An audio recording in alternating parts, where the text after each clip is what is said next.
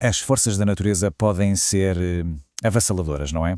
Cheias que levam tudo, secas que parecem não ter fim. Mas e se houvesse uma forma de olhar para este aparente caos e encontrar padrões? Pois é sobre isso que vamos falar. Vamos ver como uma ferramenta que pode parecer surpreendente, a estatística, nos ajuda a domar o imprevisível e a construir um mundo mais seguro contra os extremos do clima. Vamos mergulhar logo de cabeça com uma pergunta muito real. Pensem só na responsabilidade de quem projeta uma barragem. É uma estrutura que tem que durar décadas, talvez séculos. Como é que se garante que ela vai aguentar um dilúvio que se calhar só acontece daqui a 500 anos? Um evento que ninguém vivo alguma vez viu, mas que os dados sugerem que é possível. É exatamente este o desafio que a estatística hidrológica tenta resolver. Ok, para começarmos a desembrulhar isto, temos que enquadrar o problema. O problema central que tanto hidrólogos como engenheiros enfrentam é o famoso problema da cheia centenária. E a peça central disto tudo é um conceito chamado período de retorno. O nome que, atenção, engana um bocadinho. Uma cheia de 100 anos não acontece de 100 em 100 anos, como um relógio. O que isto quer dizer, na verdade, é que em cada ano que passa, há 1% de probabilidade de ela acontecer. Pode acontecer 2 vezes na mesma década, ou podemos passar 200 anos sem haver. No fundo, é um jogo de probabilidades, não de certezas. E claro, isto leva-nos direitinhos ao conceito de risco hidrológico. Pensemos nisto de outra forma. Se uma ponte foi projetada para durar 50 anos, qual é a probabilidade de, durante a sua vida útil, ela ter de enfrentar essa tal cheia centenária? A probabilidade não é zero. É aqui que a estatística entra. Ela permite-nos calcular esse risco com precisão.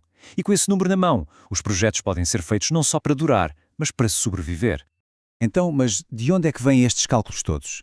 A resposta está escondida em décadas e décadas de dados históricos. E vamos ver como esses registros, que à primeira vista parecem um emaranhado de números, na verdade têm uma forma.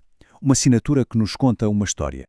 Se olharmos para, 50 anos de dados do caudal de um rio, parece uma autêntica montanha-russa de picos e vales. Parece caótico, aleatório. Só que a estatística, ela funciona quase como uns óculos especiais que nos permitem encontrar a ordem nesse caos e decifrar a assinatura única do comportamento daquele rio. A base de tudo isto é o que chamamos de variável aleatória. A melhor forma de pensar nisto é imaginar que a natureza está a jogar aos dados. Não sabemos o resultado exato de cada lançamento, mas conhecemos as possibilidades. Em hidrologia, essa variável pode ser o caudal máximo que o rio atingiu num ano ou a quantidade de chuva que caiu num só dia. E agora vem o ponto que é super importante de perceber. Nós nunca temos a imagem completa. Nunca temos a população total de dados, ou seja, todos os caudais que aquele rio já teve ou vai ter. O que temos é só uma amostra, os dados que conseguimos medir, talvez nos últimos 50 ou 100 anos. E aqui é que está a verdadeira magia da estatística. Usar essa pequena amostra para fazer previsões inteligentes sobre o todo. E para desenhar essa forma dos dados, para a percebermos, olhamos basicamente para 3 coisas. Primeiro, a tendência central, que nos dá o valor típico, a média. Depois, a dispersão, que nos mostra se os valores estão todos juntinhos ou muito espalhados. E, finalmente, a assimetria, que revela se a distribuição é equilibrada ou se pende mais para um dos lados, especialmente para os valores extremos. Olhem bem para esta imagem. Ela mostra perfeitamente o que é a dispersão. A curva azul, mais estreita e alta, podia ser de um rio calmo, muito previsível. Já a curva vermelha, mais larga e achatada, representa um rio bem mais temperamental, com enormes variações entre secas e cheias. A dispersão, no fundo, mede a personalidade de um rio. Agora, a simetria. Isto é mesmo interessante. Reparem bem, a maioria dos rios não se comporta de forma simétrica, como aquela curva de sino perfeita. Tem o que se chama de assimetria positiva, como vemos aqui. Mas porquê? É simples. Temos imensos dias de caudal baixo ou normal, mas depois, de vez em quando, temos aquelas cheias gigantescas. São esses eventos raros que esticam a cauda do gráfico para a direita e que distorcem a simetria. Ok. Até agora, o que fizemos foi olhar para trás, certo? Descrevemos a forma dos dados que já temos. Mas agora vem a parte que é, para mim, a mais fascinante de todas. Como é que damos o salto do passado para o futuro? Como usamos isto para finalmente responder àquela pergunta sobre a barragem de 500 anos?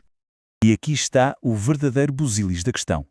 Temos uma amostra de 50 anos, mas queremos prever um evento que, em média, só acontece a cada 500.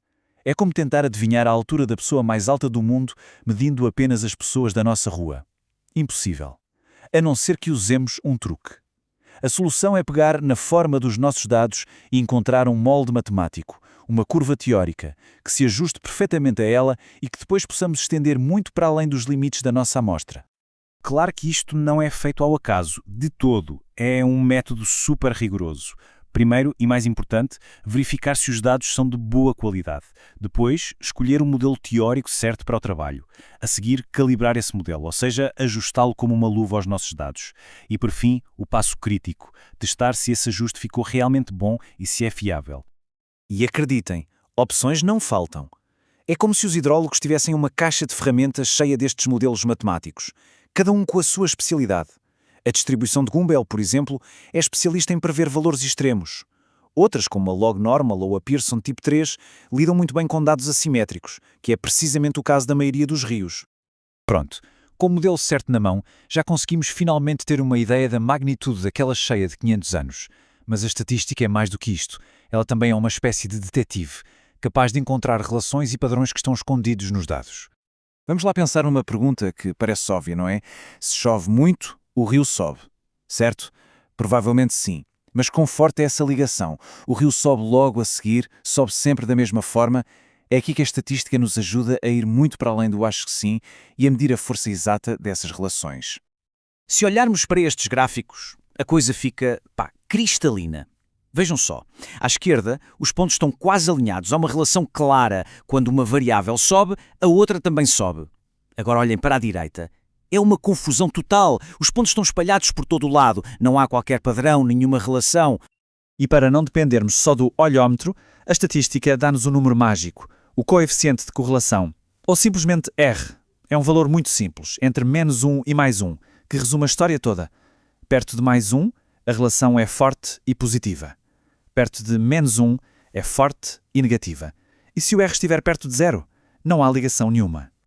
E quando apanhamos uma correlação forte destas, aí podemos ir ainda mais longe com a análise de regressão. O que a regressão faz, basicamente, é encontrar a equação da linha que melhor descreve aquela relação. E com essa equação, ganhamos uma espécie de superpoder. Podemos prever o valor de uma variável, conhecendo apenas o da outra. E pensem nas aplicações práticas disto. São enormes. Imaginem só que uma estação que mede o caudal de um rio avaria durante uma semana. Se tivermos os dados da chuva e uma boa equação de regressão, podemos preencher essa falha com uma estimativa bastante fiável. Ou melhor ainda, podemos usar 50 anos de dados de chuva para estender um registro caudal de apenas 10 anos, tornando as nossas previsões de cheias muito, mas muito mais seguras. Ok, então vamos juntar as peças todas do puzzle. Como é que tudo isto, períodos de retorno, a forma dos dados, as correlações, como é que tudo isto nos ajuda, na prática, a construir um futuro mais seguro? No fundo, a ideia principal é esta. E é muito importante. A estatística não é uma bola de cristal. Ela não nos diz quando é que a próxima grande cheia vai acontecer. A sua verdadeira força é outra. Ela transforma a incerteza, que é algo que nos paralisa, em risco, que é algo que podemos medir e gerir.